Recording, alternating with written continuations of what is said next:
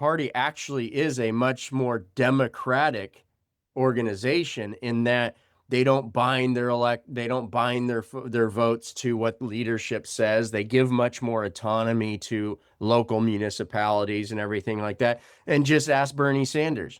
When Bernie Sanders won the votes in Virginia, right? He won the votes under the existing rules. What did the leadership do? They changed the rules and gave his votes to Hillary Clinton.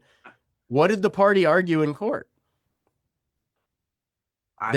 This is their argument. Anybody can go back and look it up. Said, we're a private organization. We can change our rules whenever you want. And guess what? The state can't even hear this discussion because there's no standing to argue in a state court a challenge to private rules of a private organization. And the court agreed, right? And so Hillary Clinton got his votes, right? I think it's kind of a shame that Bernie doesn't educate his folks more about this, right? He has his own agenda and his own, I'm sure, own calculus and stuff he's doing, but that's the reality of the situation. As the parties take it both ways, and believe it or not, I'm actually not anti-party. There's folks within the party, I think, that totally agree with what we're doing. In fact, I think there's more people that agree than disagree. It's just the consequences associating with our coalition is that you're not going to be a part of that party much longer unless and until there's a critical mass of people who are educated about it, mobilized, and demanding that the system change. And if you win your case in court, of course. If we win our case in court, then you're going to have a bunch of legislatures being directed by the Supreme Court to create a system that doesn't put party rights above voter rights. And so you basically have a two-pronged approach, which is one, education, one, getting the point across that this is really the way the system should work. And then you have the hope of, but like you said, it's a hope. If you're further along the process, then you got to conference in the Supreme Court. So they could pick that case. I mean, we have to go on the assumption they're not going to pick it up maybe ever, or it's going to be 20 years, right? But it's really three-pronged. Is one, we have the legal strategy. Two, I just mentioned we're going to be filing. We authored California's top 2 primary. We've authored some local stuff. You know what? We're a very small organization. I mean, I think we have a much bigger footprint than our budget and our team suggests. But when we've gotten involved, we've been successful because we're very strategic about when we go into stuff. We've won things on a local level, and we've remained in California, right? There's a lot of good organizations working on reforms in other states, and we're happy to go and advise and do whatever we want. But like I said, that's our two-pronged, is like, we'll focus on initiatives in California where we know the ground. Okay. That's 2. And then the third is the education you talked about. We have a news website where I told you we just published the latest poll in the California governor's race, which I would recommend you go look at it and click on the link of the crosstab. There's not a single polling organization anywhere that publishes the crosstabs like we have. We put it in a whole data studio. You can say, well, where are the Democrats? Just click the Democrat on the circle, and then you can see all of how they voted. You can go and click a candidate. What are these candidates, the voters who voted for this person, what do they think, right? You can actually go in there and check it all out yourself. But that's all part of the education, in that we're also the only organization that, you know what, if there's a vote on ranked choice voting in this state, or there's a movement for open primaries in another state, we're publishing it. We're letting our people know what's going on. And so we're proud to be a part of that, and also be one of the, I'd say, a couple dozen organizations across the country that are starting to communicate with each other and understand, like, we don't want to create another political party, but we have to have some connective tissue, because we got to start mobilizing all of us who are frustrated, whether we're disaffected Republicans, disaffected Democrats, or we've just said pox on both parties since the day we were born. Well, and that's happening more and more. But why? And for the fact of that matter is, what we say, we just can't stand either party. That's where your movement comes in real scope. And the education piece is huge, because and we've got now social media, we've got digital democracy, we've got a lot of movements happening. Mm-hmm. And basically, in the end, both parties are scared of all of what's happening. Both parties are trying to cling to what they have. Mhm. And Well, go ahead. yeah, I would say in the aggregate and where their ultimate funding and stuff comes down, they resist it and they resist it heavily.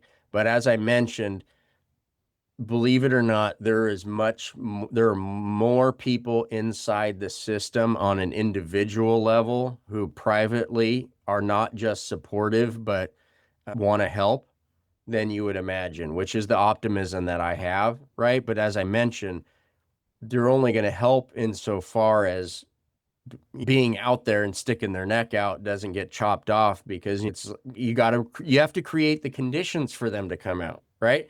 And that's the tough part, right? This isn't the only thing they go to work in the legislature and stuff to do. They're all trying to do stuff. There's the super partisans who are just in there to climb the ladder, and yes, we hear about them more because they say the crazy shit, right? Excuse my lack of term, right? I did it already But once. there's so many more people you don't hear about because they're doing the hard work. They're not there to get the megaphone and to get the clickbait and to raise money from the people that are just riled up all the time. And those are the people that are quietly, I mean, but take Texas as a perfect example of what's going on, the division, the truly nonpartisan nature of this, okay? You have, and I'm not even picking on Paxton. Maybe some of the stuff he does great. Maybe it's, but look at what Paxton did. He's the Secretary of State.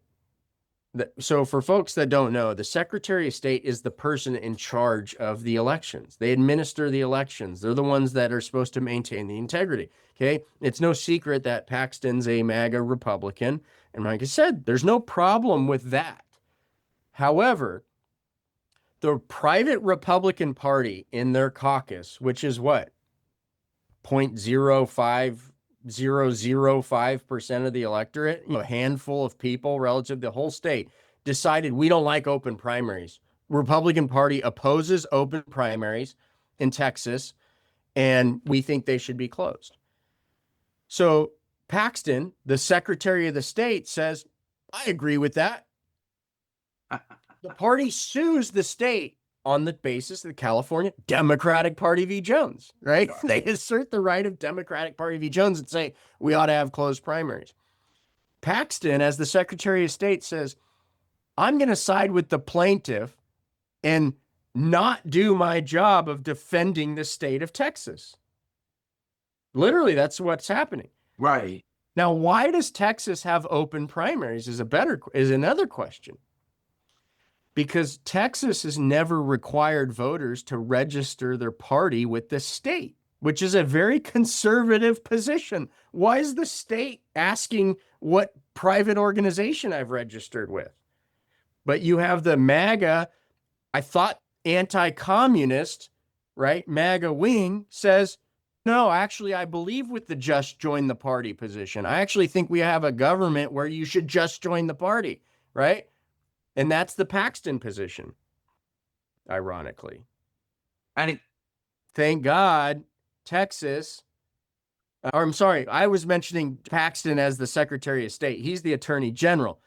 Thank God the Secretary of State, Jay Nelson, said, also a Republican, said, no, I will defend the state of Texas. I respect the right of voters to keep their party registration private. And more importantly, I am going to defend the laws of the state of Texas, because that's the job of an official of the state, not to join my party's position, but to defend the state's position, right? And so you see two Republicans totally in opposite on this issue, which just highlights the nonpartisan nature of it. And that's an incredible thing that's happening in Texas, because it's the independents, the nonpartisan. The thing about Texas, and the problem is Greg Abbott. We can talk about the Secretary of State all we want. We can talk about the Attorney General all we want. It's Greg Abbott. He's the leader of the pack, and he sets the tone. And the problem with California now has become very much Gavin Newsom. I mean, I'm not going to put him on a pedestal either.